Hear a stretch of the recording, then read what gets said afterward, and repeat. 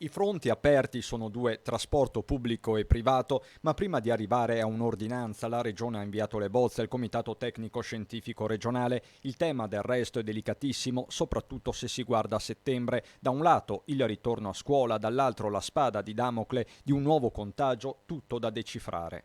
Ovvio è che questa è un'ordinanza più impegnativa perché comunque va a cozzare con DPCM, perché vorremmo portare la filosofia del fatto che si possano caricare e quindi far accomodare nei treni piuttosto che nei pullman persone pari alla capienza del mezzo senza riduzioni purché abbiano la mascherina, quindi come accade in giro per l'Europa. Insomma, la Regione non vorrebbe nessun dimezzamento dei posti, come invece indicato dai provvedimenti del governo, con il rischio di aprire un nuovo fronte con Roma, come se non bastasse quello caldissimo delle elezioni, con le forze del centrodestra nazionale che hanno ufficializzato il proprio sostegno a uno Zai a terra. Quanto al diretto interessato, la reazione è cauta. Due però i punti fermi: Election Day e autonomia.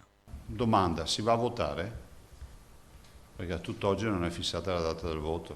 Come voi sapete che far commenti in assenza di data del voto si rischia di sprecare fiato.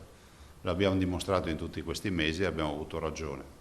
Per quanto riguarda l'autonomia, confermo che l'autonomia è una condizione sine qua non per la prossima amministrazione. Nel frattempo si sta raggiungendo quota 900.000 tamponi con un indice del contagio che resta tra i più bassi in Italia, ma non basta certo per cantare vittoria. Rispetto agli assembramenti continuo a dire che il virus c'è, e se poi sono pezzi di virus o virus ancora con alta virulenza ce lo diranno i laboratori, ce lo diranno gli scienziati. E una curva epidemica sotto controllo è la miglior garanzia per un turismo che riparte davvero. Con il piano di comunicazione della Regione in partenza sia a livello interno che internazionale, i più corteggiati, inutile dirlo, i tedeschi. La prima comunità è quella tedesca, che è quella nella quale, pensate, andremo nella TV principale, adesso non chiedetemi il nome, andremo nelle previsioni del tempo, che porta bene, no?